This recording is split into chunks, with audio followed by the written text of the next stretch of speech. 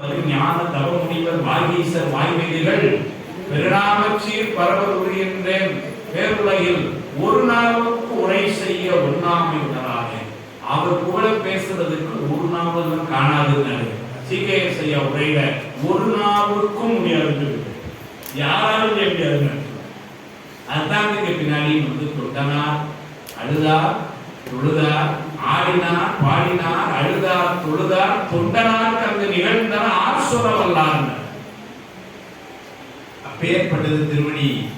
அதான் சொன்னார் எதையெல்லாம் காட்டினார், அதையெல்லாம் எடுத்த உடனே என்ன சொல்லிட்டார், எப்பவுமே பெற வேண்டிய உயர்ந்த பொருள் என்னவோ அதை முதல்ல சொல்லிடணும். அப்பதான் அவங்க திருப்தியா இருக்கு.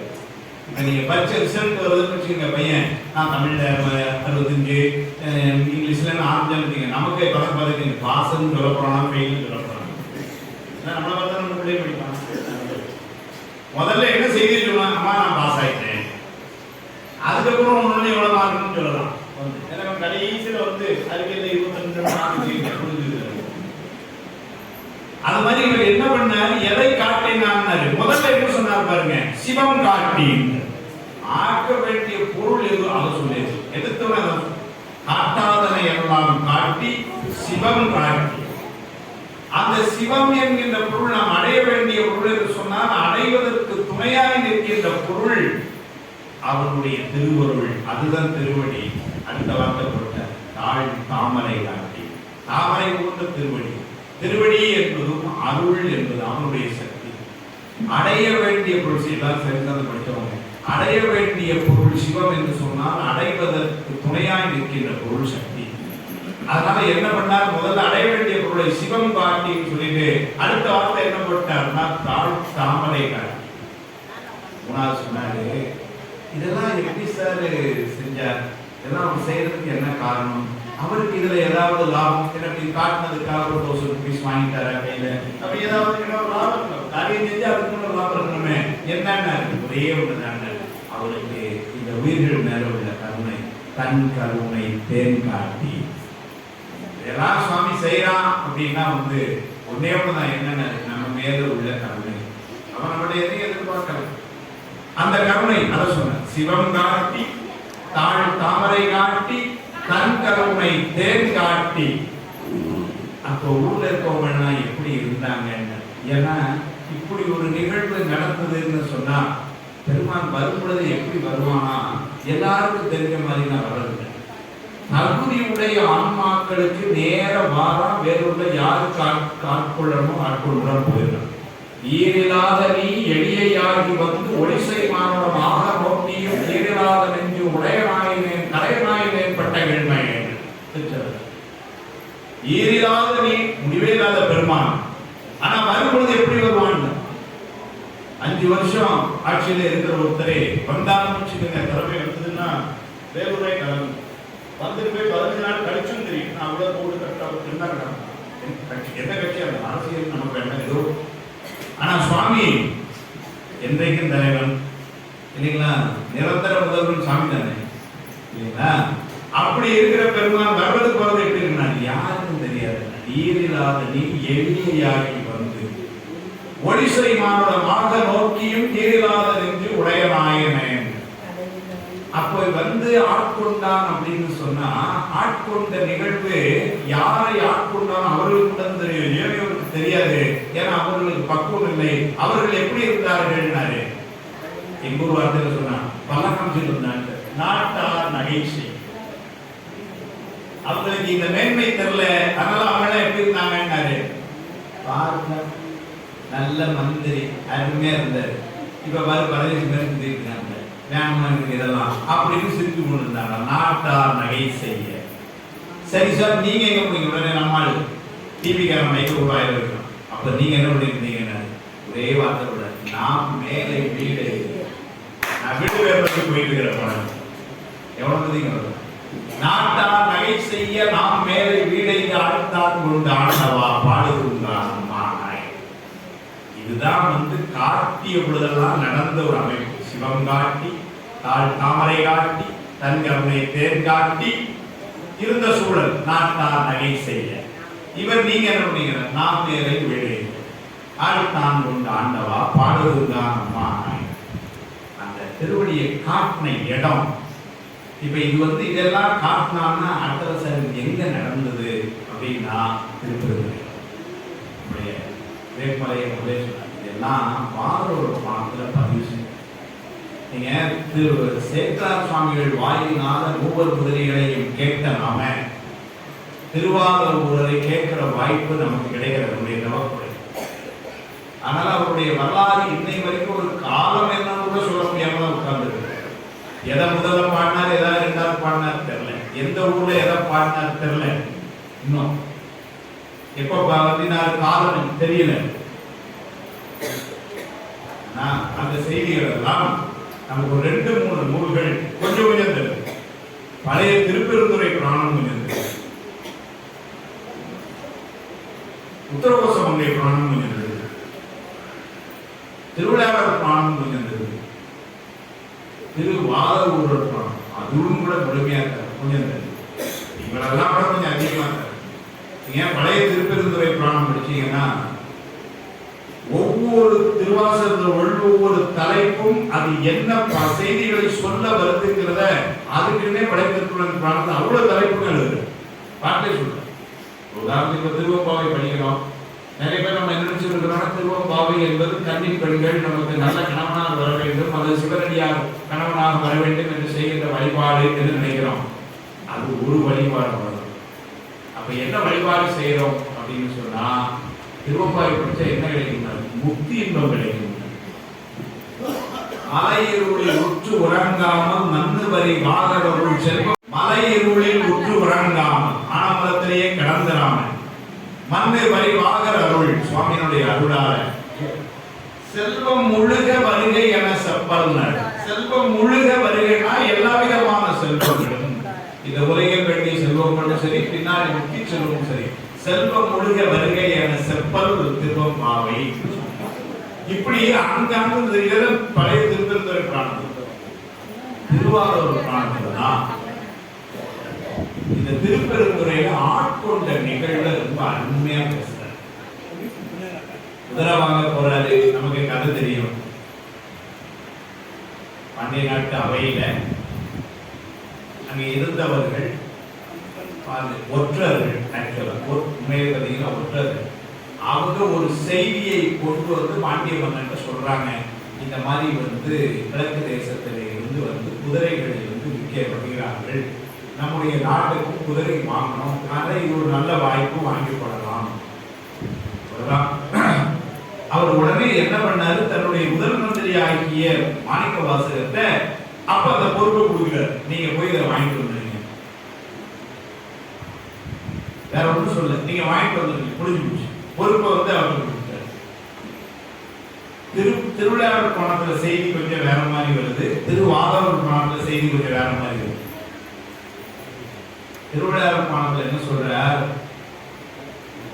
நேர கஜானா சாவி அவர்கள் கொடுத்து எவ்வளவுக்கு வேணுமோ நீங்க எடுத்துட்டு போங்கன்னு சொல்றாங்க. எவ்வளவு எடுத்தாருங்கிறது மன்னருக்கே தெரியாது, அவ்வளவு நம்பிக்கை, அதனால எடுத்து. இப்பெல்லாம் நீங்க கஜானா சாவியை கொடுத்துட்டோம்னு வச்சுக்கோங்க, அப்ப நம்பி கொடுத்தா எவ்வளவு எடுத்துட்டு போனாருன்னு அவருக்கு தெரியாது. திருவாரூர் புராணத்தை என்ன சொல்றாரு, மன்னனை உள்ளவங்க எடுத்து வந்தான். 7,700 பொண்ணுங்க, 7,700 பொண்ணு 4,000, கிட்டத்தட்ட 49 கோடி பொண்ணுங்க. ஒரு பொண்ணு அப்படின்னு சொன்னா அந்த காலத்துல ஒரு வராகம், ஒரு வராகம் கிட்டத்தட்ட 5.2 கிராம். அப்ப 49 கோடி பொண்ணு அப்படின்னா என்ன, கிட்டத்தட்ட 250 கோடி கிராம். 250 கோடி கிராம்னா எவ்வளவுன்னு ராத்திரி மட்டும் கணக்கு போடுறது. எவ்வளவு கிராம்? 8,000. 8,000. சரி, அப்ப ஏன்னா அது வேலூர்ல தான் கேட்க முடியும், எங்க ஊர்ல தான் கேட்டா அங்கெல்லாம் வாங்குற மாதிரியா சார் இருக்கு அப்படின்னு முடிச்சிடுறேன். இங்க வாங்குற ஆட்கள் அதனால வேலை தெரியும். என்னப்பா அங்கெல்லாம் வாங்குவாங்களா? அப்படியே வாங்கினாலும் நாங்க ஏதோ 1 கிராம்ல வாங்குவோம், உங்களை மாதிரி கிலோல வாங்க முடியாத ஆட்கள்.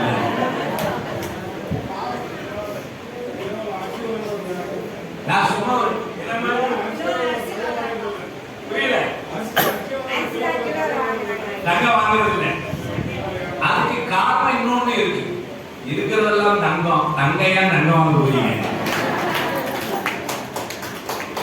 திருவாசகம் படிக்கிற எல்லாரும் தங்கம். அதுக்காக 250 கோடி கிராம் அப்படின்னா சும்மா ஒரு கணக்கு போட்டேன். ஒரு நாள் வீட்டுல 7000 ரூபாய் வச்சு போட்டேன். ரொம்ப சங்கடம், அந்த கால்குலேட்டர்ல நிற்க மாட்டேங்குது. அப்புறம் ரொம்ப உட்கார்ந்து ஒரு நாள் ராத்திரி பூரா மண்டையை வச்சு கணக்கு போட்டேன். 140 லட்சம் கோடி பணம். 140 லட்சம் கோடி. அவ்வளவு பணம் வந்து மன்னர் வந்து எடுத்துக்கொண்டு கொடுத்தான்னு சொல்ற. கிட்டத்தட்ட 49 கோடி பொண்ணு எடுத்துட்டு போற. பெரிய சிறப்பு என்னன்னா, ஏன் அவரை ஆட்கொண்டாரு, ஏன் நம்மளையெல்லாம் ஆட்கொள்ளலையே அப்படின்னா அவருடைய பக்குவம் எவ்வளவு உயர்வு. அதுக்காக சொல்றேன். 49 கோடி பொண்ணை கையில வாங்கினார். வாங்கிட்டு நேரம் என்ன பண்ணியிருக்கணும், திருப்பத்தூரை போயிருக்கணும், இல்ல மன்னர் வந்து சொல்லிட்டு ஏதோ சொல்லிட்டு கிளம்பி இருக்கணும். இவர் என்ன பண்ணாரா, அந்த பணத்தை வாங்கிட்டு நேரம் மதுரை கோயிலுக்குள்ள போய் என்ன பண்ணார் பாருங்க, என்ன வழிபாடு செஞ்சிருக்கணும் முறையா. மன்னர் என்ன நம்பி இவ்வளவு பணத்தை போகிறார் பெருமானே, அதனால நான் போய் குதிரை வாங்கிட்டு வரணும், நல்ல குதிரைகளா அமையணும், என்னுடைய பிரயாணம் சுகமா இருக்கணும், அதனால எனக்கு ஒரு நல்ல பேர் அமையணும், நல்ல குதிரையை வாங்கி கொண்டு கொடுத்து மன்னரை மகிழ்ச்சி அடைய வைக்கணும். இதான வழிபாடு இருக்கணும். அதை வழிபாடு செய்யற அவர் என்ன சொல்றாரு சுவாமிகிட்ட, இந்த பொன்னும் பொருளும் உமக்கும் ஐம்பொறிகளை அடக்கிய உம்முடைய அடியாருக்கும் ஆகுக. வழிபாடு வைக்கிறார் சுவாமி. அப்பவே இவர் இப்படி வழிபாடு வைக்க முன்னாடி சுவாமி ஒண்ணு பண்ணான். அது திருவிழாப்பணத்துல சொல்றார், பாலப்பணத்துல இல்ல, திருவிழாப்பணத்துல சொல்றார்.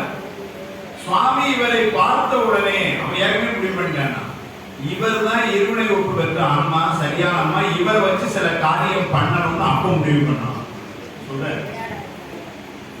இப்படி எல்லாம் விட்டுட்டு திருப்பரந்துரைக்கு வந்தாங்க. எப்படி காட்டினார் அதுக்காக சொல்றேன். திருப்பரந்துரைக்கு வந்தாங்க. யார் முதல்ல வந்தாருன்னா சுவாமி வந்தார். இவர் மதுரையில இருந்து கிளம்பி இவர் வாரார். சுவாமி என்ன பண்றான், இவர் ஒரு ஆன்மாவை ஆட்கொள்வதற்காக 999 சிவகணங்களை மானுட சட்டை வடிவிலே வர வைத்து, ஏன்னா இங்க வந்து எல்லாம் சிவகணமா இருந்தா உடனே மாலை அதனால வந்து என்ன பண்ணா, எல்லாரும் இங்க எல்லாரும் எப்படி இருக்காங்க அது மாதிரி வாங்கணும். உடனே எல்லாரும் மாத்திட்டாங்க. அவங்க 999 சிவகணங்களும் சிவ அப்படியே மானுட சட்டை வாங்கி திருப்பெருந்துறை வந்தாச்சு. மாணிக்கவாசகர் வர்றதுக்கு முந்தின நாள் முக்கியமான கதை. நல்ல கேளுங்க, டீ குடிச்சுட்டே கதையை கேட்டது. ஏன்னா முக்கியமான மாணிக்கவாசகர் வர்றதுக்கு முந்தின நாளே சுவாமியை வந்துட்டார். சுவாமி வந்து அவர் பாருங்க, நம்மை ஆட்கொள்வதற்கு சுவாமி வந்து நம்மை விட வேகமா தயாரா இருக்கிறார். தானே வந்து எனது உலகம் புகுந்து அடியேற்கு அருள் செய்யலாம் அப்படிதான் படிக்கிறோம். ஆனால் என்ன, நம்மை ஆட்கொள்வதற்காக சுவாமி நமக்கு முன்னாடி வரும். திருப்பெருந்துறைக்கு வந்தான். வந்து என்ன பண்ணா, முந்தின நாள் இரவு அங்க வந்து தங்கினார். திருப்பெருந்துறையில திருப்பெருந்துறையில வந்து நைட் தங்கி இருக்கிறான். இவர் மறுநாள் காலையில திருப்பெருந்துறைக்கு வரார். திருப்பெருந்துறையை தாண்டி போறார். நல்ல பாடம் கதையில திருப்பெருந்துறையை தாண்டி போறார். திருப்பெருந்துறையை தாண்டும் பொழுது அங்க ஏதோ ஒரு பாடசாலை போல அங்க பாடம் நடக்கிற சத்தம் கேட்டு காது விடுது. எப்பேற்பட்ட ஒரு மந்திரியா இருந்தார் பாருங்க. இந்த ஊர்ல இந்த மாதிரியான ஒரு தெய்வீக பாடசாலை ஒன்றும் கிடையாதுன்னு நினைக்கிறேன். மந்திரி அப்படி மந்திரி, அதனால இங்க அப்படி ஒண்ணும் கிடையாது. இங்க என்ன இந்த மாதிரி யாரு பாட்டு சொல்லி கொடுக்குறாங்க அப்படின்னு சொல்லிட்டு என்ன பண்ணாரு, தன் கூட வந்து இருந்த ஏவரால் ஒருத்தர், என்ன மந்திரி கூட எவ்வளவு பேர் பண்ண விடுறாங்க, அதுல ஒருத்தரை கூப்பிட்டு அங்க என்ன நடக்குன்னு போய் பாதுகாங்க. ஒருத்தர் போனா நேரம் போய் பார்க்கலாம். ஒருத்தர் யாரோ ஒரு பெரியவர் உட்கார்ந்து பாடம் கொடுத்துருக்கார். கிட்டத்தட்ட 900 பேர் முன்னாடி உட்கார்ந்து பாடம் கேட்டுட்டு இருக்கிறாங்க. இவன் நேரம் என்ன பண்ணா, அவ்வளவுதான் கேட்கல. பார்த்துட்டு நேரம் இங்க வந்து அவனுடைய பக்குவம் எவ்வளவு உயர்வு இருக்கு பாருங்க.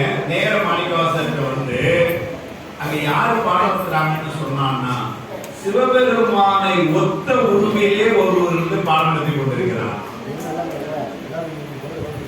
இப்பதான் இவருக்கு அப்படியே பார்க்கணும் நினைப்பு இருந்தது.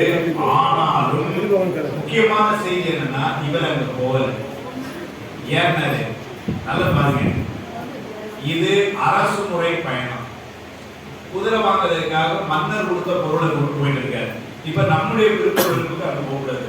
அதனால என்ன பண்ணாரு, இவர் நேரம் போறாரு. சுவாமி என்ன பண்ணா, சுவாமி நீங்க நம்ம வேறொரு வரேன் லைப்ரரியில இறங்குறது என்ன யாரும் கை காமிச்சிங்க, நான் நம்மளை கூப்பிட வேலையா அப்படின்னு கை காமிப்பேன். ஏன்னா என்ன யாரும் கூப்பிடப்பட இல்லை, வந்து நம்மளை யாருக்கும் தெரியாது. அதனால என்ன பண்ணிருப்பேன், உங்களை தான் கூப்பிட்டு அப்படின்னு ஏதாவது சொல்லி அந்த மாதிரி இவர் சொல்லியிருக்காரு. அவர் ரெண்டாவது ஒன்னாதான் ஆவா அரி அயன் இந்திரன் வானோருக்கு அரிய சிவம் வா வா என்கண்ணை பூதலத்தை வலிந்து ஆண்டு கொண்டான். வா வா என்ற கூட்டத்துக்கு தர்மபுரி தேசிய உரையில எழுதுறாரு. வா வான்னு 2 முறையும் எழுதுற. அவர் என்ன சொல்லிட்டாரு, பல முறையும் வா வா. அது எது போலாமா எப்படி எழுதுற. நம்ம கல்யாணம் ரொம்ப வேண்டிய வந்தோம்னா மாசம் வாங்க வாங்க ஒரு தடவை வாங்கன்னு சொன்னா போலதான் நம்ம எப்படி சொல்லுவோம் அவங்கள வாங்க வாங்க வாங்க அப்படின்னு வந்து சொல்றோம். வாருங்கள் அப்படின்னு வந்து சொல்றோம். ஏன்னா ஒரு பெரிய மகிழ்ச்சி வந்ததுல அது மாதிரி சுவாமி மகிழ்ச்சி அடையலாம். வான்னு சொன்னாம வான்னு சொல்றது ஒரு நயம். பேராதரிக்கும் அடியவர்தம் பிறப்பை ஒழித்து பெருவாழ்வு பேரும் கொடுக்க வரும் பிள்ளை பெருமாள் என்னும் பேராளா சேரானதர் புலகலா தேவர் கொடியாய் திருச்செந்தூர் தேவா தேவர் சிறை மீட்ட செல்வா என்னும் திருமுகத்தை பாரா மகிழ்ந்து முளைத்தாய பரிந்து மகிழ்ந்து அழைத்தார். வா வா என்று போற்றி பரிந்து மகிழ்ந்து வர அழைத்தால் வாராதிருக்க வளர்க்குண்டோ வடிவேல் முருகா வருகவே வளரும் கலவ உருண்மை முறை வள்ளிகளவா வருக வருகவே திருச்செந்தூர் பிள்ளைகள். அந்த பெண்கள்லாம் முருகப்பெருமானை எப்படி அழைத்தார்களாம், உழைத்தாய வா வா என்று போற்றி பணிந்து மகிழ்ந்து வர அழைத்தால் வாராது இருக்க வளர்க்குண்டோன. முருகப்பெருமான வான்னு சொன்னா அவரால் வராம இருக்க முடியாதுங்க. முருகப்பெருமானுடைய அந்த வான்னு சொன்னா அவரால் வராம இருக்க முடியாதான். அங்கே அந்த இடத்துல எப்படி வா வா என்று உன்னை போற்றி பறித்து மகிழ்ந்து வர அழைத்தால் வராது இருக்க வளர்க்குண்டோ வடிவேல் முருகா வருகவே வளரும் கலவ குறும்பை முறை வள்ளிகளவா வருக வருகவே என்றும். அது மாதிரி இவர் என்ன பண்ணாரு, பூதலத்தை எப்படி அழைத்தார்னா வா வா என்று. அது அப்படியே ஏற்கனவே என்ன பண்ணார், சிவபுராணத்தை சொல்லிட்டு ஈர்த்து என்னை ஆட்கொண்டார். அவன் தான் என்னை ஈர்த்து என்னை ஆட்கொண்டான். அதனால வா வா என்று என்னை அது எப்படின்னாரு வலிந்து ஆண்டு கொண்டான் ஒரு வார்த்தை கொண்டார். ரொம்ப நுட்பம். அங்கதான் திருவடியை காட்டினார்.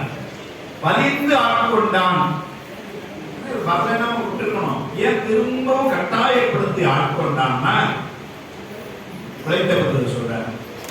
மானே நோக்கி மனவானா மண்ணே நிறுத்தி மரப்பித்து யூனே முக எந்தனை நோக்கி உணரப்பட்டு விட்டாய். ஆனால் அடியேன் அறியாமை அறிந்து நீயே அருள் செய்து.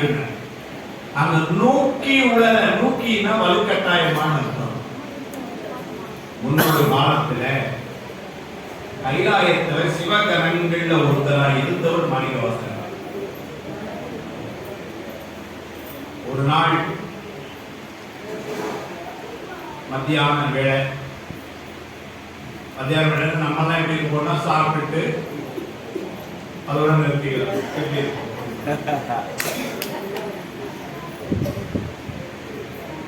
அங்க கைலாயம் சுவாமி அங்க இருக்கிறார்.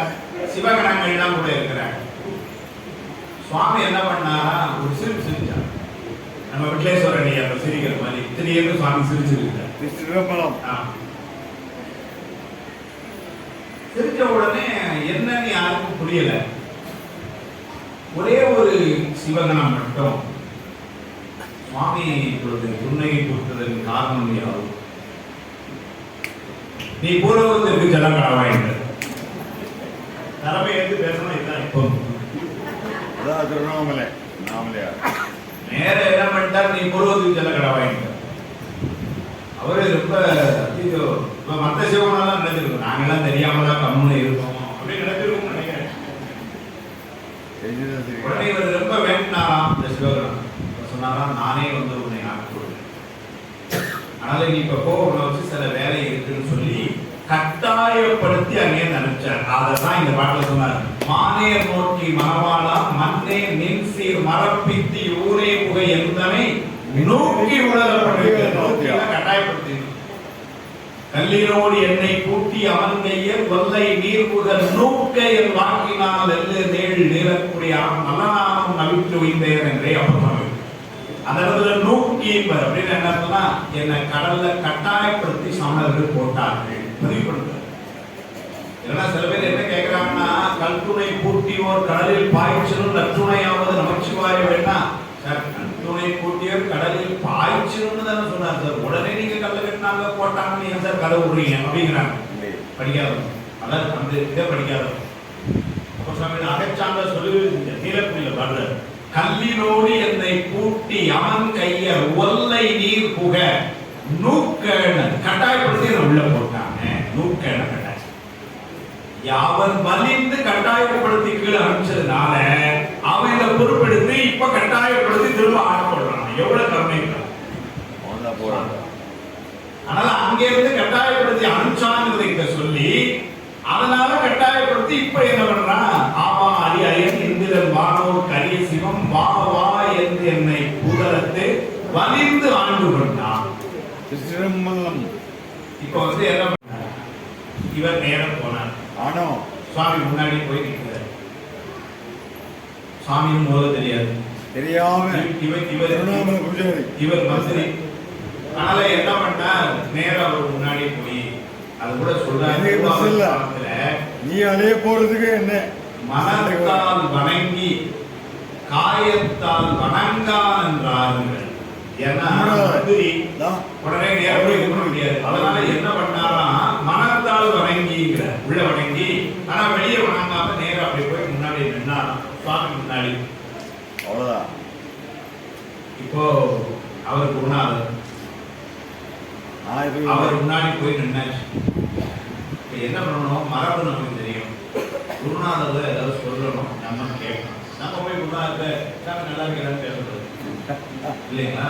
அப்ப நம்ம என்ன பண்ணணும், போய் கையிட்டு வைத்திருக்கணும். குருநாதர் என்ன சொல்றாலும் என்ன சொன்னாலும் அது உபதேசம் வாங்கிட்டு வரணும். இப்ப குருநாதர் ஒண்ணு சொல்ல மாட்டேன். என்ன பாருங்க, இப்ப இவருக்கும் நீங்க தானே கூப்பிட்டீங்க, வந்தேன், எது கூப்பிட்டீங்கன்னு சொல்லுங்க அப்படின்னு வேற ஒருத்தர் சொல்லிடலாம். குருநாதர் அப்படின்னு சொல்ல முடியல. அதனால என்ன பண்ண, ஏதோ ஒரு வகையில பேச்ச ஆரம்பிக்கணும். நீங்க யாருமே தெரியல, நீங்க எந்த ஊருக்கு ஆரம்பிக்க முடியாது. மந்திரி வேற யாருமே கேட்டலாம், உன் ஆதார் கார்டு எழுதுலாம். அவருக்கு அதெல்லாம் கேட்ட அவருக்கு ஆதாரம் கிடையாது. அதனால வந்து என்ன பண்ண பார்த்தா, அவர் கையில் ஒரு புஸ்தகம் வச்சிருந்த, செங்கையில் உள்ள புத்தகம் யாரோ இல்லை. கையில் ஒரு புஸ்தகம் வச்சிருக்கீங்களா, அது என்னது? இப்ப அவரும் பாத்தீங்கன்னா சரி இவர் பேச்ச ஆரம்பிச்சாரு. இப்ப அவரும் தொடர்ந்து அதுவா அது புஸ்தகம் தம்பி அப்படின்னு ஆரம்பிக்கிற ஒரே வார்த்தை சிவஞான போதம் முடிச்சுட்டு இப்ப என்ன திரும்ப அமைதி. இவர் திரும்ப ஆரம்பிச்சு அந்த சிவஞான போதம் சொன்னா, சிவம்னா என்ன, ஞானம்னா என்ன, போதம்னா என்ன அப்படின்னு சொல்லி சொல்லுங்க. இந்த செய்தி சொல்லுங்கிற அளவுல திருவிழா நம்ம என்ன சொல்றாங்கன்னா, அப்படி சொன்ன உடனே சுவாமி சொன்னாமா, இதற்கு நான் பொருள் சொன்னா நீ எனக்கு என்ன தருவேன்னு கேட்டுக்கலாம். பொதுவா என்ன பண்ணிடுவாரு, யாரு இந்த மாதிரி கேட்டா ஒரு மந்திரி என்ன பதில் சொல்லுவார், ஒரு முத்துமாலையை கட்டி தரேன்னுவார். திருவாரூருக்கு கிழக்கு கிராமம் வேலை எழுதிருக்கீங்க என்ன சொல்லியிருப்பார். ஏன்னா ஒரு மந்திரியா இங்கதான் வந்து கொஞ்சம் யோசிச்சார். கூட்டமை ஞானத்தால் கொண்டுணர்வார் தங்களுக்கு அங்கதான் யோசிச்சார். வந்திருக்கிற யாரோ தெரியாது. இப்ப அவர்கிட்ட போய் நம்ம இப்படி பதில் சொல்ல, ஒரு சிவகணம் எழுந்து இவருக்கு வந்து சுவாமி உபதேசம் செய்து வைக்கணும் அப்படின்னு வந்து சொன்னார். உடனே அது சுவாமி ஏற்பாடு பண்ணுங்கன்னு சொன்னார். அந்த உபதேசம் அங்கதான் காட்டாதன என்ன காட்டியவர். அந்த உபதேசங்கிறது எப்படி நடந்ததுங்கிற கூட்டு விஷயம் அந்த இடத்துல ரொம்ப விரிவா சொல்றாரு.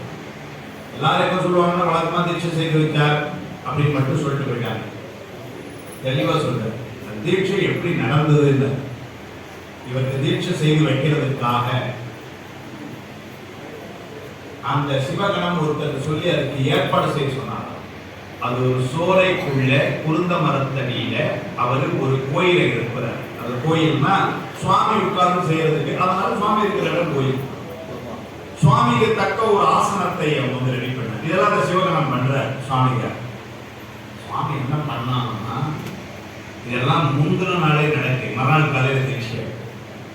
முந்தின நாள் அந்த அன்னைக்கு இரவு சுவாமி அங்க தங்கி இருந்து கிட்டத்தட்ட அவர் சொல்ற டைம் பார்த்தா டைம் ஒரு 3:30 மணி 3:45 மணி இருக்கும் போல. கொஞ்ச நேரம் காத்து இருந்தான். எதுக்குன்னாரு மாணிக்கவாசருடைய மாயாமலம் முற்றிலும் நீங்கிற காலம் வச்சு நீங்கட்டோட காலம் தான்.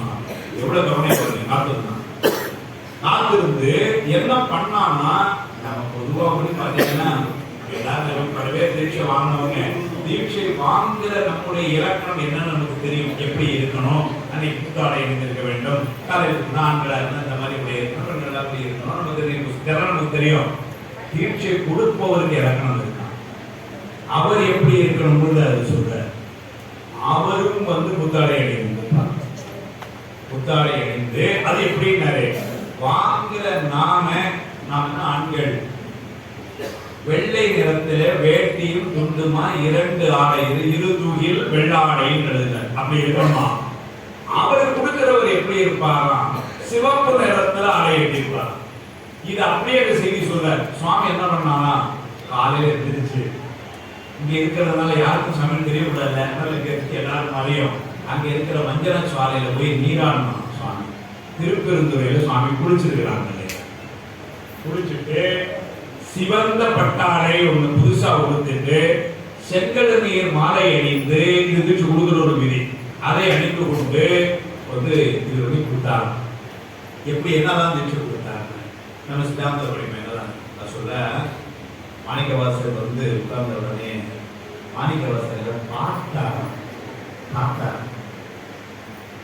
பார்த்த அளவிலேயே நயன தீட்சை நெஞ்செடுத்து ஒரு சாத்திரத்தில் சொல்வார். இந்த பிறப்பெல்லாம் எனக்கு அழுத்து விட்டார். யாரு? ஆசிரியர் மறைஞான சம்பந்தர். பிறப்பை அழுத்தாருமா எப்படி அழுத்தார்? அது ஒரு பெரிய வேலையா நடந்திருக்குமா? எப்படி நடந்தது? ஒரு வார்த்தை சொல்றாரு. என்னுடைய ஆணவ மரம் நீக்கி, கண்ம மரம் நீக்கி, மாயா மரம் நீக்கி, வினைகளை எல்லாம் பண்ணி எனக்கு உதயப்பு மரபறிவாமல் சத்திரி மாதம் கொடுத்து எனக்கு உபதேசத்தை கொடுத்து முக்தி என்பதுக்கு கூடியமான ஏப்பா இவ்வளவு பெரிய வேலை நடக்கணும்னா அது ஒரு பெரிய வேலையா நடந்துக்கணுமே. ஒரு 3 நாள் இந்த விழான்னா எவ்வளவு பெரிய வேலை, எவ்வளவு பேர் உழைக்கிறாங்க, எவ்வளவு வேலைகள் பின்னாடி இருக்கு. அப்ப அது மாதிரி இந்த பெரிய எவ்வளவு பிறவிகள் நடந்து வந்தா நம்ம இனிமேல் பிறவி இல்லைன்னு போனோம்னா அது எவ்வளவு நடந்திருக்கணும். அப்படி நடந்துதான் ஒரே ஒரு வார்த்தை சொன்னார். மறைஞான சம்பந்தர் என்ன பண்ணார்? சாப்பிட சொல்லுது. அவன் என்னை பார்த்தான், பழைய வினை பஞ்சமல கொத்தையெல்லாம் மீட்டான், நினைவு வேறாக்கினான். அவன் மறைஞான சம்பந்தர் பார்த்தான். பார்த்ததே எல்லாம் முடிஞ்சிச்சு. அவன் என்னை பார்த்தான், பழைய வினை செஞ்சித வினை பஞ்சமலம் 5 ஆணவம் கண்மம் மாயை மாயை விரோதானம் பஞ்சமல கொத்தையெல்லாம் நீத்தான், நினைவு வேறாக்கினான். இப்ப நம்ம நினைவு இல்லாத உலகம் அது அதுல இருக்கும். இப்ப எல்லாருக்கும் நினைவு என்ன இருக்கும்? நீ இடையில எப்ப முடிப்பானது தெரியல, அவன் பாட்டு பேசிட்டே இருக்கான். நம்ம நினைப்பு மாற்ற வேண்டிய குணம். இது எல்லாத்தையும் வந்து என்ன பண்ணாங்கன்னா அங்க உள்ள நினைப்பாங்க, மேல இருக்கக்கூடியது. அதனால நினைவு வேறாக்கினான். அதுதான் இங்க சுவாமி என்ன பண்ண பார்த்தார். நயன தீட்சை அதோட முடிக்கல. அடுத்தால என்ன பண்ணாரா? ஸ்பரிச தீட்சை தொட்டு செய்யறது. சுவாமி திருநீரை கொடுத்து மாணிக்கவாசலுக்கு பூசுவார். யோசிச்சு பாருங்க, சுவாமியே வந்து திருநீரை கொடுத்து மாணிக்கவாசலுக்கு பூசினார்னா உண்மையிலே அடுத்த ஆண்டு இதே மாதிரி மாநாடுகள் நான் இவங்க எல்லாம் ஒரு விண்ணப்பம் வைப்பேன். மாணிக்கவாசருடைய பிராணத்தை ஒரு நாடகமா நடத்தி ஏன்னா இப்படி திருநீர் பூசறத பார்க்கணும். பின்னாடி வரக்கூடிய இளைய தலைமுறைகள் அதை பார்க்கணும். ஆமா, இப்பதான் உங்களுக்கு தெரியும் குழந்தைகளுக்கு அப்படி காட்டினா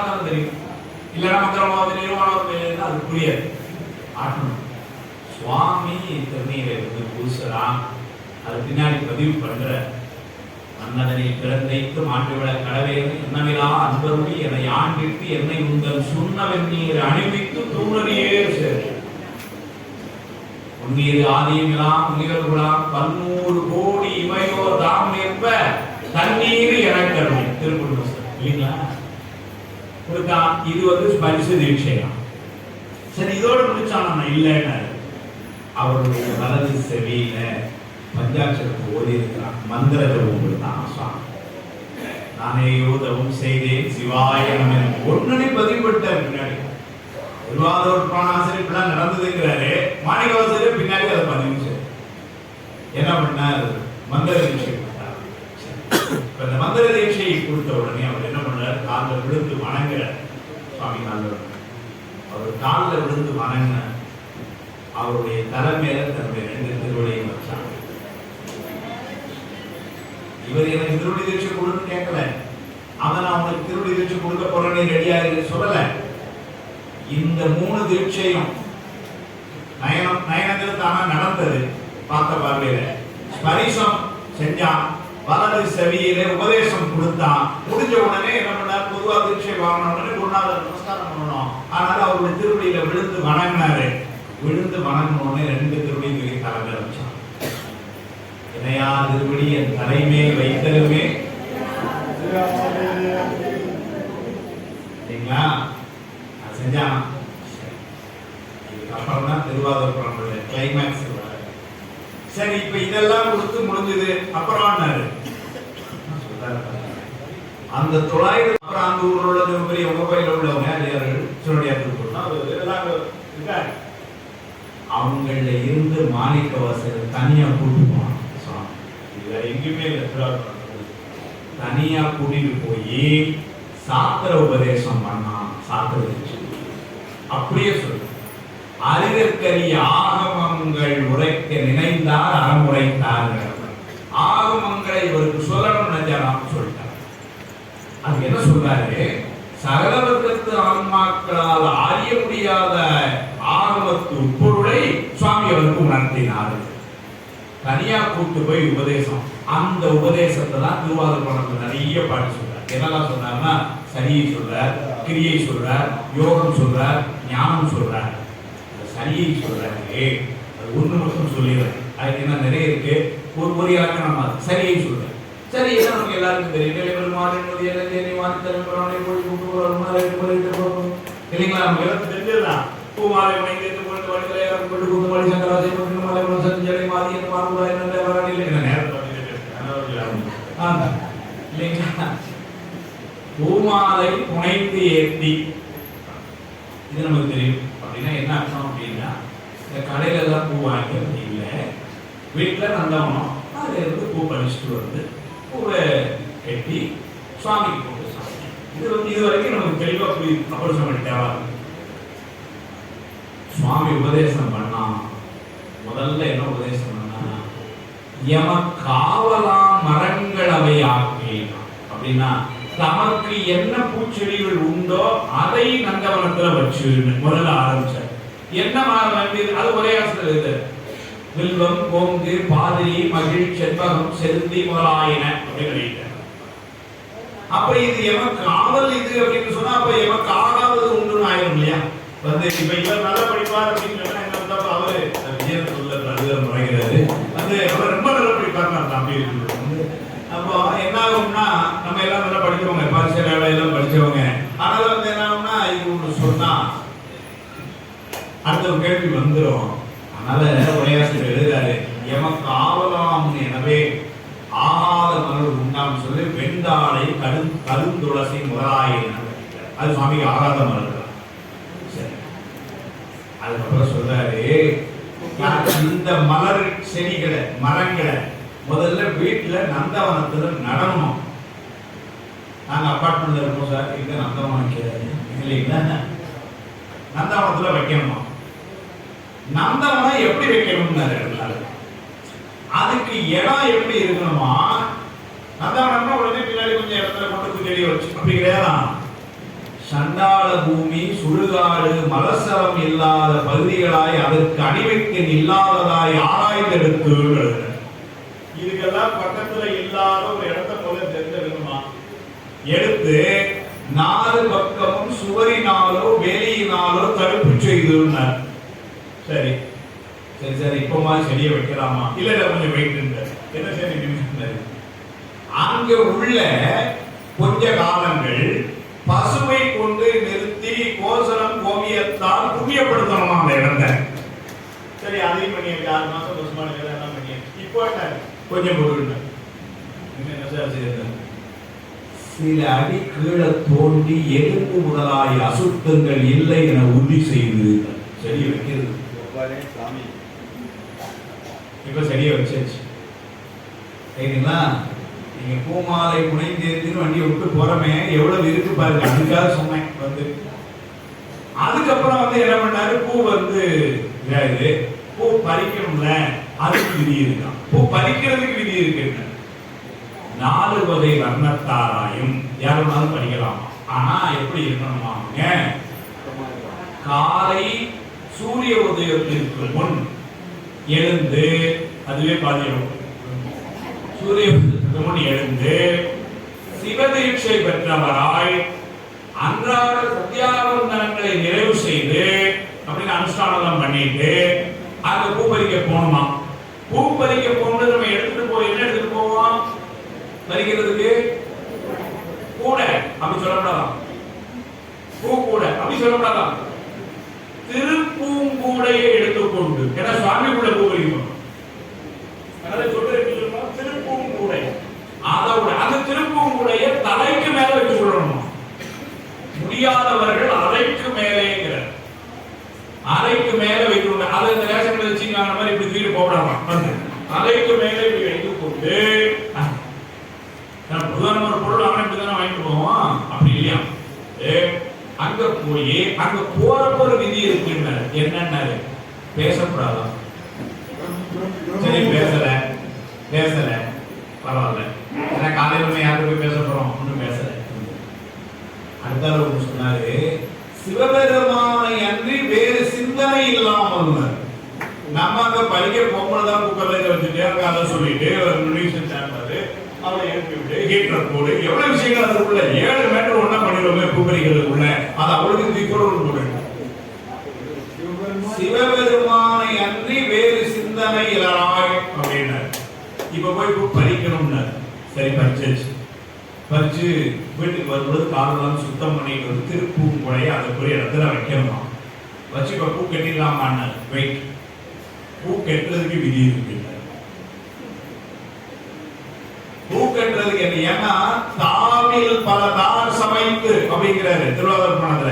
தாவில்னா குற்றம் இல்லாமல், குற்றம் இல்லாமல் தார்னா மரமாலைகள், தாவில் பல சமைத்து அன்புடனா அப்படின்னு பாட்டு வருது. அப்ப குற்றம் இல்லாமல் செய்யணும். அப்ப குற்றம் இல்லாமல் அதுல என்ன குற்றம் வரும்னாரு, பறிச்சுட்டு வீட்டுக்கு வந்து எப்படி சொல்லணும்னாரு, முதல்ல சொல்றாரு, மௌனியாய் இருந்து பயத்திறக்காம சாதாரணமாக அமர்ந்து பரபரப்பு இல்லாம அந்த பூவெல்லாம் ஒரு தட்டுல தட்டி அதுல பூச்சிக்கடி அந்த மாதிரி பூக்கள் ஏதாவது இருக்கான்னு பார்த்து முதல்ல தனியா எடுத்துட்டு, சரி சார் இப்பமாவது கட்டலாமா சார் அப்படின்னா கட்டலாம். எதுல கட்டலாம்னாரு, வீட்டுல நூறு நேரத்துல வந்து போட்டல போட்டு வந்த கயிறு என்ன தேவைன்னா இல்லையா, தாமரை நார்ல கட்டணும், அது இங்கதான் கிடைக்கும்.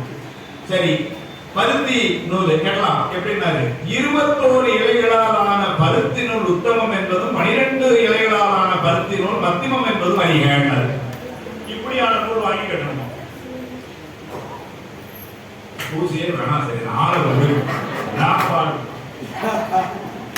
இல்லையா. சரி அப்படி கெட்டுறப்போ சரி பருத்தி இலை அப்படி நூல் வாங்கியாச்சு. இப்ப கெட்டுறப்ப என்னன்னாரு, பேசக்கூடாது, சரி பேசல, சிரிக்க கூடாது, சரி சிரிக்கல, சுவாமி இருந்தவரை வேற நினைக்க கூடாது, கேரகாரி வட்டாளர் மூக்கர் ஆஃபனீர் எல்லாரும் அதெல்லாம் ஒண்ணு சரி அதுவும் செய்யல. அதுக்கப்புறம் சொல்றாரு, தன்னுடைய மேனியையே வந்து தொடாமல் பூ கட்டும் பொழுது கையை எங்கேயும் மேல படக்கூடாது, இந்த வஸ்திரத்துக்கு மேல படக்கூடாதான் கை. சரி இப்படி கட்டி அதுக்கப்புறம் பொதுவா ஒரு 500 மல்லி போல கட்டணும்னா 400 சாமி கொடுத்து 100 தலையில வச்சுருக்கேன். சிவபூஜைக்கும் கோயிலுக்கும் அன்றி ஏனைய எதற்கும் பயன்படுத்தாமலும். அடுத்த இப்படியே எழுதிட்டு போற. இதெல்லாம் இன்னும் சொன்னோம்னு வச்சுக்கோங்க, அடுத்த முறை இவனை பேசக்கூடாதீங்க, ரொம்ப பயங்கரன்றான்னு இல்லைங்களா? இதெல்லாம் எதுக்கு சொல்ல வந்தோம்னா, சுவாமி இதெல்லாம் சொன்னது யாருன்னா சுவாமி மாணிக்கவாசகர் சொல்றாரு. அதுதான் காட்டாதனை எல்லாம் காட்டின எதை காட்டணும், இதெல்லாம் தான் காட்டணும். சாத்திர திசை இதெல்லாம் சொல்லிட்டு சரியை கிரியைக்கு சரியை அக்னிக்கிரியே இருக்கு, அதுல பஞ்ச சுத்தி அதை சுத்தி புற சுத்தி நிறைய புற சொல்லி யோகம் சொல்லி ஞானம் சொல்லி கடைசியில் ஒன்று சொன்னாரு. அந்த நேர கடைசி வந்துருவோம். என்ன சொன்னாரு, அந்த இதெல்லாம் ரொம்ப கடினம்னே. நாங்கள் காலையில் வேலைக்கு போனோம், இது பண்ணோம், நாங்கள் லேடிஸும் ஒர்க்கிங். இப்போதான் நீங்கள் வந்து யோசிச்சு பாருங்க, இவ்வளோ ரூல் போட்டிங்கன்னா எப்படி முடியும் எங்களால். என்ன சொன்னாரா, என்ன சொல்லாரு பாருங்க, பொல்லாதவனாக இருந்தாலும் இழிகுலத்திலே பிறந்தவராய் இருந்தால் என் மீது அன்பு இல்லாதவனாய் இருந்தாலும் சுவாமி சொல்றார், அப்படி ஒருத்தன் இருந்தால் அவன் திருநீர் அணிந்திருக்கிறான், உத்ராட்சம் அணிந்திருக்கிறான்னா அவன் காலில் போய் விழுந்து வணங்குங்க. யார் சொல்றா? சுவாமி சொல்றான். என் மீது அன்பில்லாதவராய் இருந்தாலும் சுவாமி சொல்றான், ஆனாலும் திருநீருக்கும் அப்புறம் சுவாமி எவரேனும் தாமாகில் ஆடத்திட்ட திருநீரும் சாதனமும் கண்டால் உள்ளி வராதே அவரவரை கண்டன் புகந்து அறிவை தரும் உவந்து நோக்கி இவர் தேவர் அவர் தேவர் என்று இரண்டாட்டால் ஒளிந்து ஈசன் திறமையை வேண்டி கவராதே தொழுமணியா நெஞ்சிலே கன்றாப்பூர் நடுதலியை காணாமே. இவர் தேவர் அவர் தேவர் என்று இரண்டாட்டாது அப்படின்னா, அடியார் வேடத்தில் ஒருத்தர் இருக்கார், சுவாமி கேட்கிறார், இவர் சுவாமியா இவர் சுவாமியா ரெண்டா நம்ம யோசிக்கிறதுக்கே ஒண்ணு இல்லையா. அதான் சொல்றாரு உரையாசிரியர் அருமையா, இவர் தேவரோ அவர் தேவரோ என்ற ஓராரம் மறைந்து அப்படின்னா இவரா அவராக சந்தேகம் இல்லையா, ரெண்டு சுவாமியா. இவர் தேவர் அவர் தேவர் என்று இரண்டு ஆட்டால் ஒளிந்து ஈசர் திறமையை வேண்டி கவராதைய தொழுமடியா நெஞ்சினுள்ளே கன்றாப்பூர் நடுதலியை காணலாமே நாடு என்று சிவஞான சுவாமி எழுது. அப்புறம் சுவாமி சொன்னதுதான், ஆவுரித்து திருநூலும் புறையனேனும் கங்கைவார் சடை கறந்தார் கண்பராயில் அவர் கட்டியில் நாம் வணங்கும் கடவுளாரேனர். அது அப்படியே பின்னாடி சிவஞான சுவாமிகள் கலசை 18 சொல்றார், சிவன் என்னும் மொழியை கொடிய சண்டாளன் செப்பிடேன், அவனோடு உரைக அவனோடு அருகிருந்து உண்மைக அவனுடன் பேசுக. நாமத்தை சொல்றதுக்கே அவ்வளவு. இதை யார் முதல்ல சொன்னதுன்னு சுவாமி சொல்றார். காட்டாதனை எல்லாம் காட்டும் பொழுது எதையெல்லாம் காட்டலாம் அதுக்காக சொல்ற. இப்படி எல்லாம் வந்து அந்த செய்தியில சொல்றார்.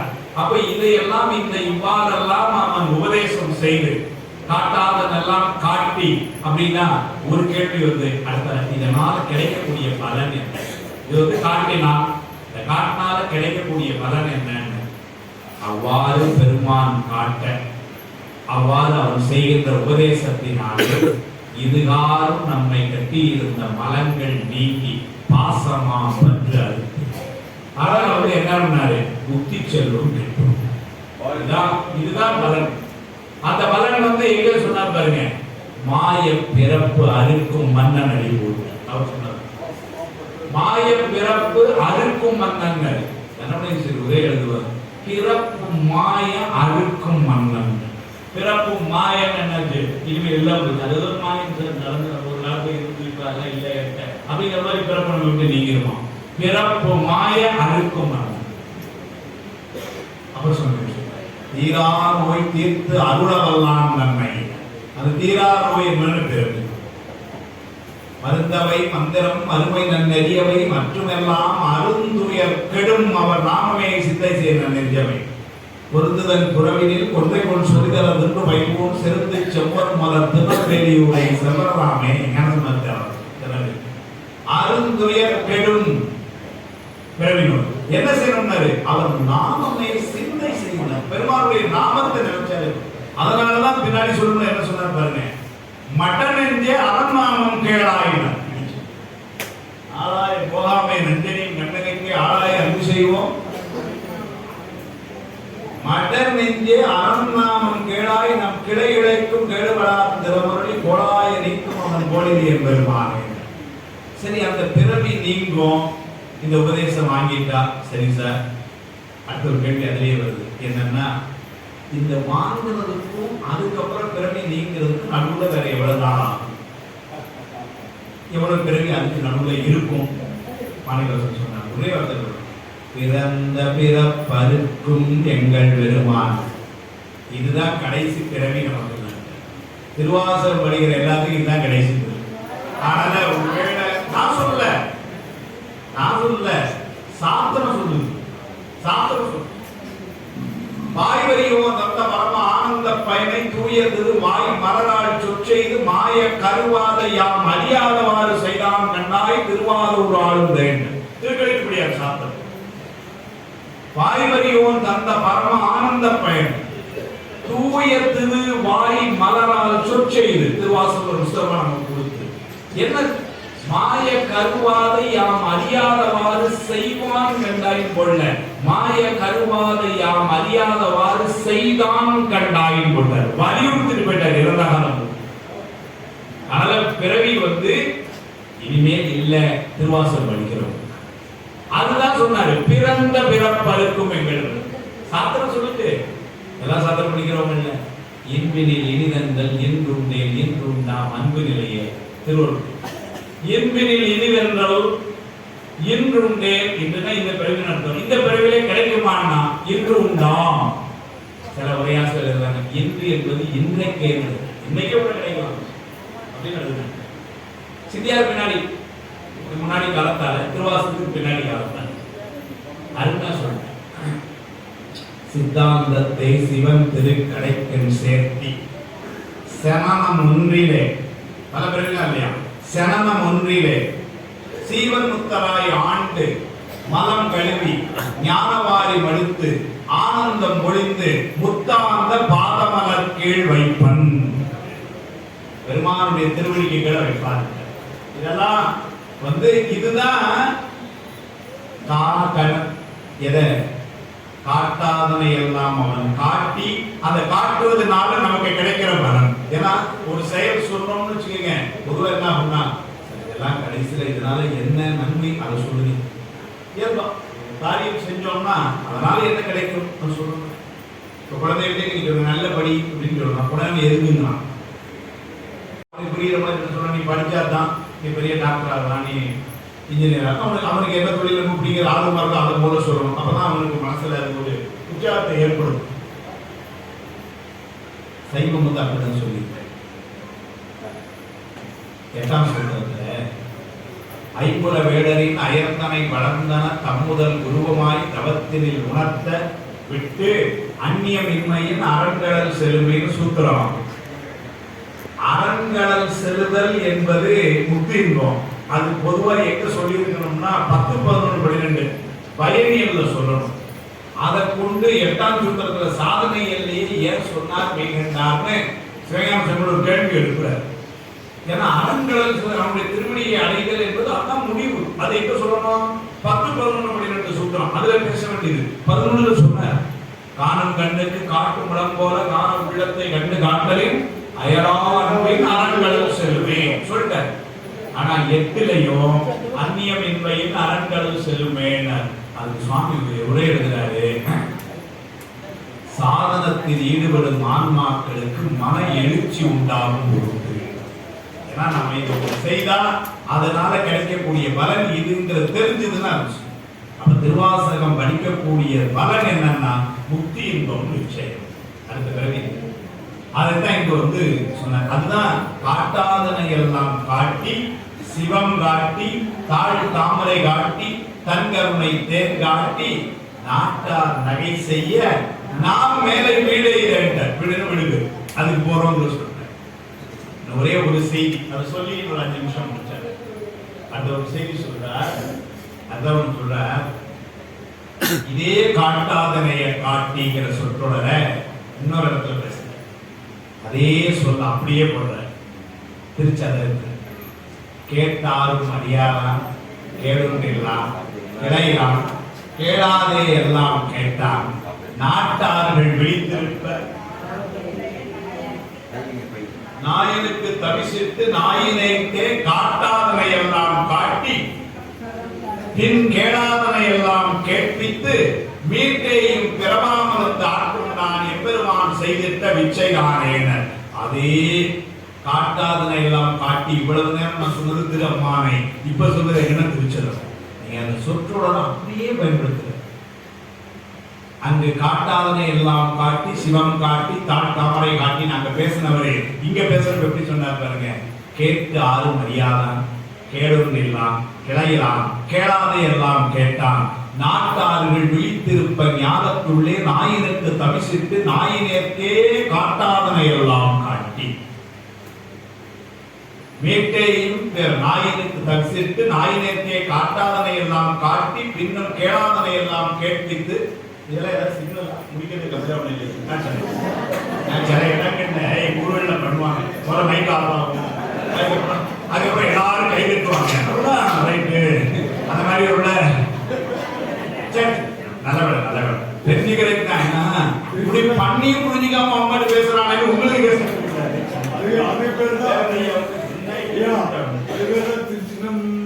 அப்படி சொல்லிட்டீங்கன்னா நடுவில் சொன்னீங்க, அதுதான். அதனால கேளாதனை எல்லாம் கேட்பித்து மீட்டையும் பிறவாமல் வந்து ஆட்கொண்டான் எம்பெருமான் செய்த விச்சைதானே என்று சொன்ன. கேட்டு ஆறும் அறியாதான். பெருமானுடைய தன்மையை தெரிந்து யாருமே இன்னைக்கு கூட சிந்தனைக்கும் அறியா எங்கள் முன் என்ன சொன்னார் பாருங்க. பூதங்கள் தோறும் நின்றார் எனினல்லா கோக்கிலன் வரவிலன் நினைப்புறவோர் ஈதங்கள் வாழ்தல் ஆடுதல் எல்லாம் கேட்டு அறியோனை கண்டு அறிவானே. பெருமானுடைய கண்டு அறிவார் என்பது அவனுடைய தன்மையை முழுமையாக அறிந்தவர்கள். அவன் தன்மையை முழுமையாக அறிந்தவர்கள் யாருமே இல்லை. சுந்தரமூர்த்தி சுவாமிகளோட அவருக்கு நெருக்கம் ஒரு ஆள் தோல்லையை கூட அழுது வேண்டும். அப்படி ஃப்ரெண்டு அவர்கிட்ட போய் கேட்டாங்க, சுவாமி உங்க ஃப்ரெண்டு ஒரு ஆள் எப்படின்னு சொல்லுங்களேன். என்ன தன்மையன் என்ற அறிவுடன் நாயம் அவனை என்னன்னு சொல்ல முடியல. என்ன தன்மையன் என்ற அறிவுடன் நாயம்மான். சரி அப்படின்னா ரொம்ப ஆள் டஃபோ அப்படின்னா எளிவந்த வினான். என்ன சார் மாணிக்கவாசகர் சொன்ன அது திருப்பள்ளி தான்.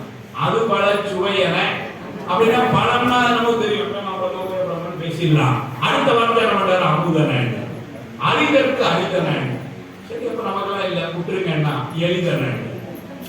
சரி எளிதன பிடிச்சிடலாம்னா இதுவரைக்கும் தேவர்களுக்கே கிடைக்கிறாரு. என்ன சொல்றீங்க? கிடைக்கலாம் கிடைக்கும். ஒரு வார்த்தை போட்ட இது அவன் தெரியும், அவனுடைய சிறப்பு. அதனால அவன் யாருல அதான் ஒரே வார்த்தை. ஆறும் கேட்ட அதான் கேட்டு ஆறும் அறியாதான். கேடும் இல்லான்னு கேடுன்னா அழிவுன்னு அது நித்த பொருள். அது கூட பாத்தீங்கன்னா அந்த நெட்டமணி தேசியர் அப்படிங்கிற உரை ஒவ்வொரு இடங்கள்லயும் அதை வலியுறுத்தி சொல்றது. திருவாசகம் படிக்கிறோம், திருவாசகம் படிக்கிறோம், சிவஞான சித்தியார் படிக்கிறோம்னா தக்க உரையாசிரியர்களை கொண்டு அதை படிக்கணும். மூல நூலை நிச்சயம் படிக்கணும். அதே மாதிரி ஒரே இடத்துல கேடு இல்லான்னு அவர் எழுதுறாரு. கேடிலான்னு எழுதியிருக்கலாமே, ஏன் கேடு ஒன்றில்லான்னு எழுதுனார் தன்னுடைய ஒரே எழுதுறார். கேடில்லான் அப்படின்னு சொல்லாம, ஏன்னா கேடு ஒன்று இல்லான் அப்படின்னா பதி பசு பாசம் மூணு பொருளுமே கேடில்லாத பொருள் தான், அழிவில்லாத பொருள். தெரியல சித்தார்த்த படிச்சவங்க பதி பசு பாசம் என பகற்மூன்றில் பதியினை போல் பசு பாசமாரி மூணுமே அழிவில்லாத பொருள் தான். ஆனாலும் உயிரானது அவ்வப்பொழுது பிறவி எடுத்து நீங்குதல் என்ற நிலையும் ஆணவம் கர்மம் மாயையும் கூட அது நிலையில் இருந்து இறங்கி அல்லது திரிந்த நிலையும் காணப்படுவதால் தன்னுடைய நிலையிலே எந்த மாற்றமும் இல்லாமல் இருப்பான் சத்து பொருள். அவரால் கேடு ஒன்றில்லான் எழுதினார். கேடும் இல்லான் கிளையிலான். கிளைனா சொந்த பந்தங்கள். இதுலயே இப்படிதான் சொல்ற நம் கிளைகளுக்கும் கேடுபடாத திறமருடைய. ஆனா சுவாமிக்கு என்ன ஒண்ணு நமக்காக நமக்கு அடிக்க நினைக்கிறது. நீங்க மதுரை கோயிலுக்குலாம் போனீங்கன்னு வச்சுக்கீங்களேன், எல்லாரும் போயிருப்பீங்க. மீனாட்சி அம்மன் கோயில் தண்ணி நுழைய முடியாது, பயங்கர கூட்டம். சுகநாதத்தில் போனீங்கன்னு வச்சுக்கோங்க ஃப்ரீயா இருக்கும். நான் அடிக்கடி கோயிலை வச்சு நினைச்சேன் என்ன காரணம்னு. வேற ஒன்றும் இல்லை, மீனாட்சி அம்மை பாண்டிய மன்னனுக்கு மகளா வந்தது. மதுரையில் வச்சு கல்யாணம் பண்ணது. பாண்டிய மன்னனுக்கு மகள்ங்கிறதுனால என்ன இருக்கும், அதுக்கு அம்மா அப்பா இருக்கு, அதனால தாய்மாமா சித்தப்பா பெரியப்பா 4 பேர் இருப்பாங்க, அதனால கூட்டம். நம்மால் எப்படி இருக்காரு தாயுமிலி தந்தையிலி தாங்கனியன் பாவம் தனியா ஒதுக்குறாங்க.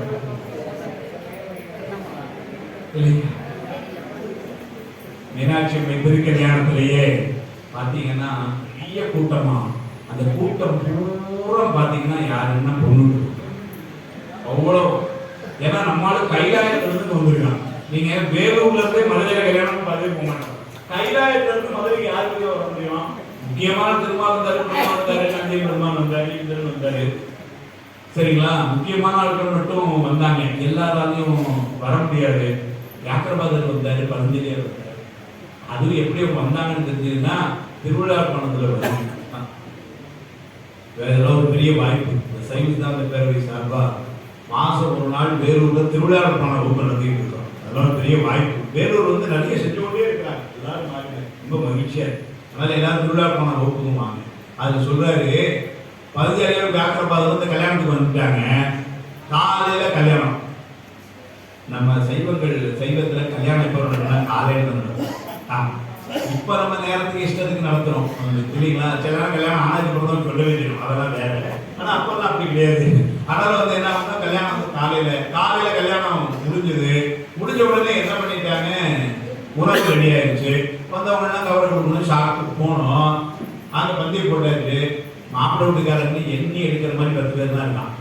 அந்த காலத்துல என்ன பொண்ணோட கல்யாணம் நடத்தினா மாப்பிள்ளை வீட்டுக்காரங்க போது உட்கார வச்செல்லாம் வருமானதாக வரலாறு. இப்ப அதை பேசக்கூடாது. அதனால என்ன பண்ணாங்க, நேராக போனா முக்கியமான வந்ததே அவங்க சாமி கூட ஒரு 2 தாடி இருந்தது. ஒண்ணு வியாக்கிரபாதர், ஒண்ணு பதஞ்சலியார், 2 தாடி. ஆனால என்ன பண்ணுச்சு, 2 கல்யாணம் தான் முடிஞ்சது, கிளம்பிட்டு சாப்பிடாம. உடனே பாண்டிய மன்னன் வந்து பார்த்தா வந்ததே 10 பேர் தான், அடுத்த 2 பேர் போயிட்டா நல்லா நேரம் ஓடி போய் எதை போட்டேன், இட்லியை சாப்பிட்டு போயிருங்க. அவங்க நாங்க ஒரு சின்ன வேலை முடிச்சுட்டு வந்துடுறேங்க. கல்யாணமே முடிஞ்சுட்டு நம்ம மாப்பிள்ளை முடி பாய்க்கு கிளம்பிட்டு சின்ன வேலைன்னா என்ன அர்த்தம், திரும்ப வரமாட்டோம். அது மன்னனுக்கு தெரிஞ்சுது. அதனால என்ன சொன்னா, இல்ல எவ்வளவு வேலைனாலும் ஒரு 5 நிமிஷம் சாப்பிட்டு போயிருங்க, அப்புறம் எங்க வேணாலும் போயிடுவாங்க. இல்ல ஒரு முக்கியமான வேலை போயிட்டு. உடனே என்ன பண்ணாரு, என்ன செய்யறது தெரியல. நேரத்தினுடைய மருமகன் மாப்பிள்ளை போய் மாப்பிள்ளை உங்க கூட 2 தாடிகளா வந்தது, 2 இட்லி பொங்கல் சாப்பிட்டு போங்கன்னா எங்க போறீங்க. சுவாமி உடனே பார்த்தா பெரிய கூட்டம் எல்லாம் பதவி அப்படின்னு இல்லை இப்பதான் பின்னாடி சொல்லி முடிக்காங்க. வந்து 2 பேரும் வந்தாங்க. பேப்பர் என்ன இந்த மாதிரி மாமா எதுவும் சொல்றாரு, பதில் சொல்றாரு. 2 பேரும் சுவாமிக்கு தெரியாத ஒண்ணு நடனம் பார்க்காம உணவெடுத்ததாய் என்ன, இதுதான் நியம ஆசாரம்னு பேரு. தீட்சை எடுக்கிறது முக்கியம் இல்லை, அனுஷ்டானம் பண்றது முக்கியம். சிவ பூஜை வாங்குறது பெருசு இல்லை, பூஜையை முறையா பண்ணணும். அதனால என்ன பண்ணாரு பாருங்க, அவர் அங்க புராணத்துல வலியுறுத்தப்படுது. அதனால ஒரு 8 தில்லையில போய் நடனம் பாதிப்பு.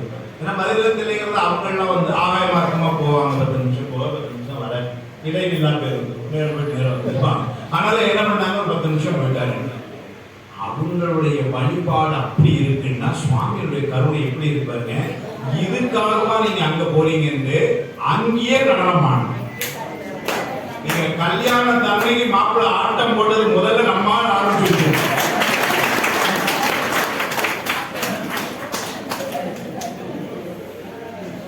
யாரு பண்ணது, சுவாமி பண்ணா. அவருடைய கருணை எது சொல்றப்ப கைலாயத்திற்கு வந்து அந்த ஒரு கூட்டம் ரொம்ப கம்மி. அது மாதிரி இன்னைக்கு நீங்க மதுரை கோயில் உள்ள போனீங்க அப்படின்னு சொன்னா சுவாமி உள்ள ரொம்ப கம்மியா இருக்கு. ஏன்னா அவர் கிடையாது. சுவாமிக்குன்னு சுந்தரம் நமக்குன்னு பார்த்தீங்கன்னா நம்ம அம்மாவோட புதன் இருக்கும், அப்பாவோட புதன் இருக்கும், நம்மளோட புதன் இருக்கு, அதெல்லாம் இருக்கும். சாமிக்கு போட புதன் யாரும் கிடையாது, அம்மா அப்பாவே கிடையாது. அதனால தந்தையாய் தம்பிரான் யாவருக்கும் மயிலான் தந்தையாய் அவனுக்கு அது சுவாமிக்கு அது இல்லை. அதனால கிடையிறான். அதான் சொல்ற, கேட்டாரும் மரியாதான் கேடுலாம் கிடையிறான் கேளாதே எல்லாம் கேட்டான். சுவாமி வந்து நாம உயிரானவர்கள் உணர்ந்த உணர்வரின் தின உயிருடைய தன்மை. அதனால வந்து யாரையும் சொன்னாதான் நமக்கு பக்கத்துல நினைச்சுன்னா கூட யாரோட சிவராத்திரின்னா நம்ம என்ன சொல்றோம், காலையில எழுந்திருக்க கூடாது சொல்லவே இல்லை, இப்பதான் இருக்கிறோம். ஏன்னா நமக்கு தெரியாது, சொன்னாதான் தெரியும். அதனால வந்து சுவாமி எப்படி இருக்காரு, யாவற்றையும் தாமே மாற்றம். அவருடைய என் குணத்தில ரெண்டு குணம் இருக்கு. ஒன்னு முற்றும் உணர்வினான், இன்னொன்னு இயற்கை உணர்வினான். அவன் தாமே அறிகின்ற ஆற்றலுடையவன். அதனால அவன் எப்படி இருப்பான், கேளாதே எல்லாம் கேட்டான். நாட்டார்கள் விழித்திருப்ப, நாட்டார்கள் ஒரே எழுதினார், அருமையா எழுதினார். ஒண்ணு நாட்டார்னா அந்த நாட்டில் உள்ளவர்கள் அப்படி பொருள். கர்மேஸ்வரர் எழுதுகிறாரு, பக்குவத்தால் உயர்ந்த ஞானிகள் மாணிக்கவாசகருக்கு இன்று சுவாமி வந்து காட்டியதை போல் தமக்கும் ஒரு நாள் வருவான் என்று விழித்து இருக்கிறார்களாம். எப்போ வருவான் ஒரு பொருள். இன்னொன்னு நாட்டார்கள், பக்குவம் இல்லாதவர், அவர்கள் இங்கு என்ன நடக்குன்னு தெரியல என்று விழித்து பார்த்து கொண்டிருக்கிறார்கள். என்ன சார் நடக்குங்க, நரியை குதிரை பரியாக்கி ஞானமெல்லாம் நிகழ்வித்து பெரியதெல்லாம் மதுரை எல்லாம் பிச்சதேற்றம் இருக்கிறே. அங்க என்ன நடக்கணும் தெரியல, பிச்சதேற்றம். அதுதான் என்ன நடக்குது தெரியல. மழையே வந்து திடீர்னு வெள்ளத்தோடுனா, குதிரை வந்துதுன்னா, மதுரைனா, வெள்ளம் வந்துதுங்களா, என்ன நடக்குன்னே தெரியல. அவ்வளவு பேரும் படிக்காம அதான் சொல்ற பிச்சதேற்றம் இருக்கிறேன். அது மாதிரி இங்க நாட்டார்கள் விழித்திருப்பா உண்மை ஞானிகள் அவங்க மாணிக்கவாசகருக்கு இன்னைக்கு வந்தது போல நமக்கும் வருவான் என்று விழித்திருக்கிறார்கள். இப்போ வருவான் சாமி வரட்டும். பக்குவம் இல்லாதவர்கள் இங்க என்ன நடக்கிறது, பாரியா மந்திரியா வந்தாரு, இப்ப எல்லாத்தையும் கொடுத்தாங்க, என்ன நடக்கவே ஒண்ணும் புரியல அப்படின்னு விழித்திருப்பார். நாட்டார்கள் விழித்திருப்ப ஞானத்துள்ளே இந்த உலகத்தை நாயினுக்கு தவிசு, நாய்க்கு தவிசுன்னா ஒரே இடத்துல அருமையாடுது. ரெண்டு விதமான பொருள். ஒண்ணு உயர்ந்த இடத்திலே வைக்க வேண்டிய பொருளை ஒரு நாயை கொண்டு அந்த இடத்துல வச்சா எப்படி, அப்படி ஒரு பொருள். அப்படின்னா இந்த இடத்துல மேல நீங்க வந்து ஒரு உயர்ந்தவர்கள் உட்கார வேண்டிய இடத்துல கொண்டு போய் ஒரு இந்த நாயை கொண்டு அங்க உட்கார வச்சான் சுவாமி அப்படின்னு ஒரு பொருள். பக்குவம் பெற்ற உயர்ந்த ஆன்மாக்கள் அவருடைய திருவடியில இருக்க வேண்டிய இடத்துல அதை விடுத்து இந்த நாயை கொண்டா கொண்டு அதுக்கு இடம் கொடுத்து உட்கார வச்சாங்கன்னா நாயினுக்கு தவிசிட்டும் ஒரு பொருள். இன்னொரு பொருள், நீங்க அந்த காலத்துல எல்லாம் கல்யாணத்துல எல்லாம் என்ன பண்ணுவாங்க, மாப்பிள்ளைய யானை வச்சு அழைச்சிட்டு வருவாங்க. அதுக்கப்புறம் அவ்வளவு வசதி குதிரை மேல அழைச்சிட்டு வருவாங்க. நாய் மேல அழைச்சிட்டு வந்ததை இது வரைக்கும் நான் கேள்விப்பட்டிருக்கேன்.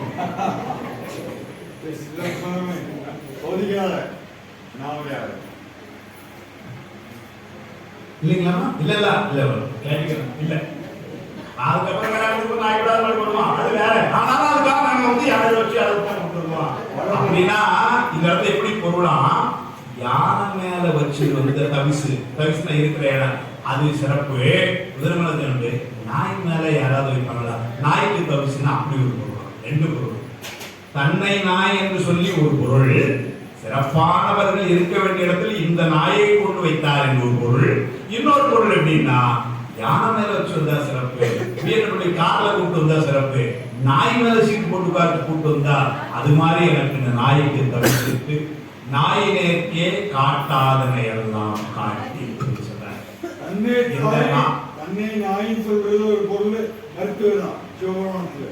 நாயின் நேர்க்கே காட்டாதனை எல்லாம் காட்டி பின்னும் கேளாதனை எல்லாம் கேட்பித்தனர். காட்டாதனை எல்லாம் காட்டி என்பது அவருடைய திருவடிகளை காட்டி, கேளாதனை எல்லாம் கேட்பித்து என்பது ஐந்தெழுத்து மந்திரத்தினுடைய நுட்பங்களை எல்லாம் அவர் அறியுமாறு உபதேசம் செய்தார். கேளாதனை எல்லாம் கேட்பித்து, அதனால என்ன நடந்தது அப்படின்னு சொன்னார். தீட்சை வாங்கினதுனால ஞானாசிரியர் அவனே எழுந்தருளி தீட்சை பண்ணதுனால கேளாதனை எல்லாம் கேட்பித்து மீட்டேயும் பிறவாமல் வந்து ஆண்டு இனிமேல் பிறவி இல்லாத மாதிரி செய்தான் சொல்லிட்டார். பாதபுராணத்தை சொல்றார், முத்தரானே சொல்லிட்டார். ஆனால் மீண்டும் பிறவாமல் வந்து ஆட்கொண்டான் எம்பெருமான் செய்திட்ட விச்சைதானே. விச்சைனா ஒரு தந்திரம் அல்லது ரொம்ப ஒரு கெட்டிகாரத்தனமா செஞ்சது, யாராலும் செய்ய முடியாத வித்தை. சில பேர் உலர்ந்த சொல்லுவோம், நல்ல நாசமா வச்சாரு, பெரிய வித்தைக்காரன் சார், உலர்ற விளையாடுதானே எல்லாருக்கும் உலகத்துக்காக 10 வாட்டம் இருக்காங்க, இவன் என்ன போட்டு சொல்றான் அப்படிங்கிறது பெரிய வித்தைக்காரன் அப்படின்னு சொன்னான். எல்லாத்தோட பெரிய வித்தைக்காரன், அதுதான் விச்சை. அது என்ன விச்சையா, பிறவாமல் என்னை ஆட்கொண்டது ஒரு விச்சை. என்ன விச்சையை கொண்டு அது சொல்ற, திருச்செந்தூர் இல்லை நின்களற்கு அன்பதென்கனே ஏலம் ஏழும் குழலி வங்கனே கல்லை மென்கனி யாக்கும் இச்சை உண்டு என்னை நின் களற்கு அன்பனாக்கினாய் எல்லை இல்லை நின் கருணை எம்பெறான் ஏது கொண்டு நான் ஏது செய்யணும் வல்லையே என்பவன் கடல் காட்டி மீட்கவும் மறுவில் வாழனே இல்லை நின் களற்கு அன்பதென்கனே ஏலம் ஏழும் குழலி வங்கனே கல்லை மென்கனி யாக்கும் இச்சையின. நீங்க கல்லு கனியும் நேர் மாறான பொருள். கல் என்பது வலிமையான பொருள், கனி மென்மையான பொருள். கல் என்பது மனம் கிடையாது, கனி என்பது மனம் உண்டு. கல் என்பது உணவுக்கு உரிமையில்லை, கனி என்பது உணவுக்கு வந்தது. கல் என்பது மருந்தாக பயன்படாது, கனி என்பது மருந்தாக பயன்படும். இப்படி எல்லா வகையிலும் இது நேர் மாறான பொருள். ஆனால் இந்த பொருளை அந்த பொருளை மாற்றுகின்ற தன்மை அவருக்கு. அது எதுனா அது போல கல்லாகி இந்த மனத்தை பிசைந்தவர். கல்லா மனத்து கடைப்பட்ட நாயேனை வல்லாளன் தன்னன் வெண்துரையான் விச்சேற்றி கல்லை பிசைந்து கனியாக்கி தன் கருணை வெள்ளத் தடுத்து விரைகிழிந்த வேதியனை தில்லை நகர் புக்கு சிற்றம்பலம் என்னும் ஒல்லை விளையானை பாடுதல்கான ஒரே ஒரு செய்தி சொல்லி முடிகிறது. கல்லை பிசைந்து கனியாக்கிங்கிறதுக்கு முற்பல ரத்தன செட்டியார் ஒரு இது எழுதுறார். என்ன சொல்றாரு, இலக்கிய சுவைதான்.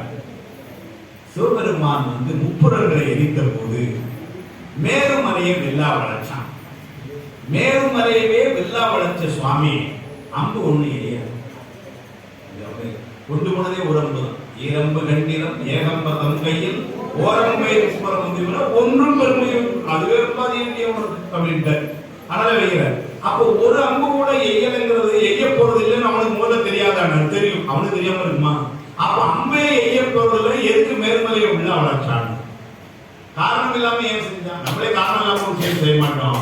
அவன் காரணம் இல்லாம இந்த செயலை செஞ்சான் அப்படிங்கிறதுக்கு ஒரு விதமான பதில் என்னன்னா, சுவாமியுடைய அருள் செயல்களுக்கெல்லாம் நாம தாற்பயங்கள் காட்ட முடியாது. இது பொது பதில். செட்டியார் சொல்றாரு, கல்லை பிசைந்து கனியாக்கி தன் கருணை வெள்ளத்தை அழுத்தி விரைகிழிந்த வேதியனை தில்லை நகர் புக்கு சிற்றம்பான் என்னும் முல்லை விளையானை படதுங்கான் அம்மானாய் அந்த பாட்டை கையில் எடுத்துக்கிட்டு அவர் சொல்ற, நாளை மணிவாசகன் என்று ஒருவன் பிறப்பான். சுவாமி நினைக்கிறான். அவனுடைய மனம் கல் போன்றது.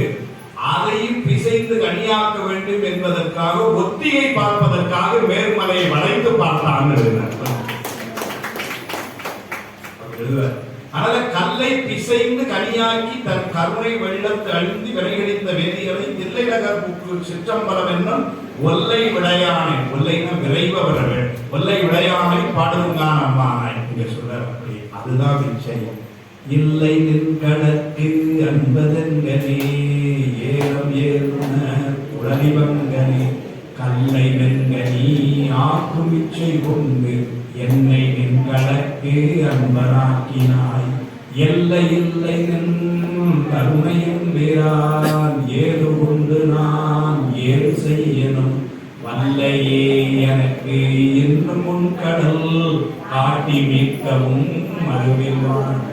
இன்னும் உன் கடல் காட்டி மீட்கவும். அந்த கடல் தான் காட்டாத காட்டி என்று காட்டப்பட்ட கடல். அந்த கடல் தான் நாம் சேர வேண்டியது. திருவடி என்றும் தாள் என்றும் கடல் என்றும் அல்லல் கரை என்றெல்லாம் புகழப்படுகின்ற அந்த திருவடிதான் இந்த உயிர்கள் அனைத்தும் நிறைவாக சென்று அடைய வேண்டிய இடம். அது எல்லோருக்கும் சாமி கொடுக்கிறான் என்றாலும் திருவாசகம் பாடி திருமுறைகளை பாடியவர்களுக்கு விரைவிலே தருகிறான் என்ற செய்தியைத்தான் இங்கு மையமாக வைத்து காட்டாதனை